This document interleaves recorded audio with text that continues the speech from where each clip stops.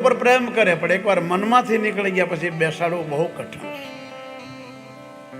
એટલે એક બેન પોતાના ભાઈને કે રોતી હોય પાલીતાણામાં શેત્રુજીના તળેટીમાં નાનું એવું મકાન, ભાઈ બેન બેદરે હળ અને ભાઈને કીધું મારા માટે મોતી લેતા આવજે ને ભાઈ, હું તોરણ બંધાવું.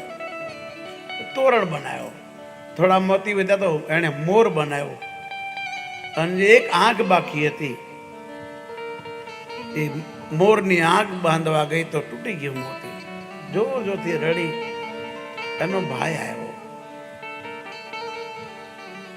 તો એના ભાઈએ કીધું બેન કોઈ બાત નહીં, કાલ લે સુઈ જા. પણ સાની રે તેની ભાભી જેમ તેમ બોલવા લાગી.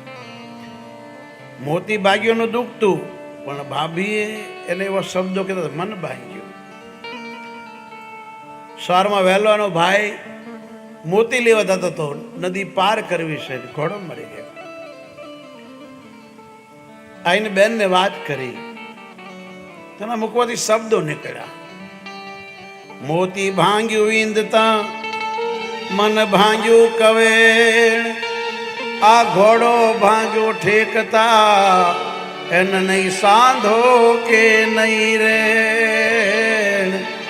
ઘોડો ભાંગ્યો ઠેકતા એને નહીં સાંધો કે નહીં રે.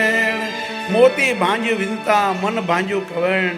તમને કોઈ એવા શબ્દ મન તૂટી જાય. મહાદેવ બોલ્યા ભરી સભામાં તારો બાપ બોલ્યો ને બધાએ હસતા હતા પણ મારું મન તૂટી ગયું. તારો બાપ મનથી ઉતરી ગયો. આ તને ખોટું લાગે નહીં એટલે 1000 વર્ષથી મેં મનમાં દબાવી રાખ્યો. પણ તું ક્યારે નહીં બોલે મારા બાપે તમારું શું બગાડ્યું, મારા બાપે શું બગાડ્યું. તો સાંભળ, તારો બાપ મનથી નથી કરતો કાંઈ. મને દેખાડવા માટે, મારું અપમાન કરવા માટે, મને નીચું દેખાડવા માટે બધાને બોલાવ્યા. તું જઈશ તો તને બહુ દુઃખ થશે. અને તારા બાપાએ ભરી સભામાં એવું બોલ્યા મારું મન તૂટી ગયું. કોઈને લાફો મારી દેવો સારો પણ એવા શબ્દ ન બોલો. જીવે છે આપણું કોઈ નામ લઈને જલન થાય. તમે કોઈને એવી શબ્દ બોલ્યા હોય અને બીજો માણસ નામ લે તો તમને જલન થાય. શિવનું હૃદય બળવા લાગી ગયું. મહાદેવ ઝેર પીયા તો એને પીડા ન થઈ. શમશાનમાં રહેવા મને કોઈ પીડા નથી. પણ દક્ષ બોલ્યા એનાથી સહન ન થયું. મહાદેવ બહુ રોયા. દેવનો દેવ મહાદેવ રડે નહીં. દીકરાનું માથું કબાઈ ગયું તો ન રડ્યા, સતી બળી ગયા તો ન રડ્યા, પણ મન ભાંજ્યું કવે. તારા બાપે મને જે સભામાં બોલ્યો મારું મન તૂટી ગયો. હવે તમે જશો તો તમને તકલીફ થશે, કથા આવશે. માટે કોઈને મેણા ન મારો, એવા વેણ ન બોલો. કારણ કે માનવ ઉપર બધો આધાર છે, માનવીનો વાણી ઉપર. એ વાણી ન બોલો, એવા વેણ ન કાઢો કે બીજાનું મન ગવાય. 2 લાફા મારી દો પણ કડવા શબ્દ ન બોલો.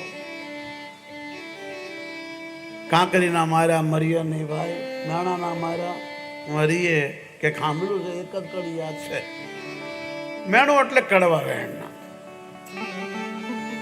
એટલે તુલસીદાસ મહારાજ માં ભગવતી સીતાને પ્રણામ કરે. માં ત્યાં દુનિયાને રામ આપ્યો, રામરૂપી સૂર્ય આપ્યો.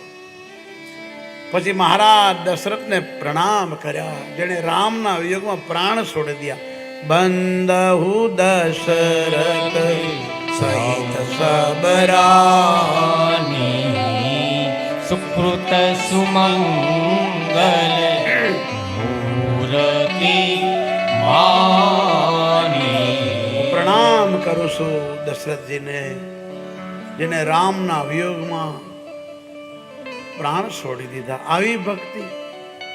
ખર પડી કે હવે રામ નહીં આવે, રામ રામ કરીને પ્રાણ છોડ્યા. આપણે તો હોસ્પિટલમાં હાય હાય કરીને પ્રાણ છોડીએ, રાડું નાખતા નાખતા બોલી બી ન શકીએ.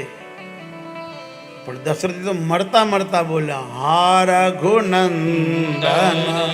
પ્રાણ પ્રીતે તુમ બિન જીયા બહુત દીન બીતે.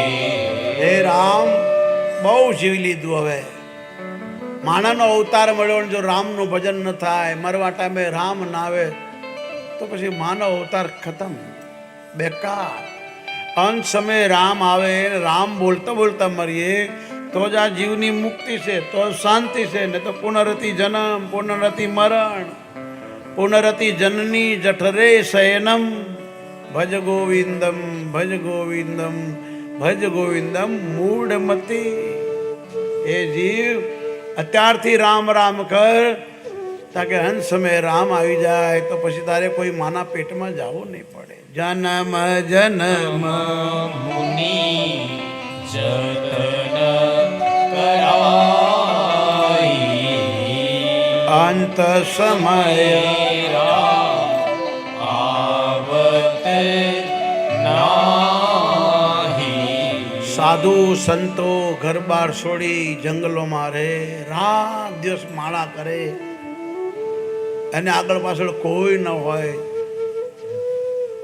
આપણે તો સંસારમાં છીએ, ક્યારેક મામાં, બાપમાં, કુટુંબમાં, પરિવારમાં, મકાનમાં, બંગલામાં, જમીનમાં કંઈક મન લાગ્યું જશે તો આપણો ધક્કો બેકાર જશે. આ ધક્કાને સફળ કરવો હોય તો રામમાં લગાડવું જરૂરી છે. તમે એમ કહો કે બધું કમાઈ લઈએ, છોકરા મોટાને પરણાવી દઈએ, પછી ભજન કરશું તો નહીં થાય. જન્મ જન્મ આખી જિંદગી રામ રામ કર્યું હોય પણ અંતે રામનાથી બાપુને પાછું આવવું પડે. એક બાપુ આખી જિંદગી રામ રામ કરે, બોરના ઝાડે આખી જિંદગી કાઢી, પણ બોર જોઈ ગયા ને તો મને મરી ગયું. એક ડોશીમાં નીકળ્યા કે બાપા તપસી, તમે જાશો લપસી. લપસી ગયા, બાઈ બોલી બાપુ તપસી, તમે જાશો લપસી.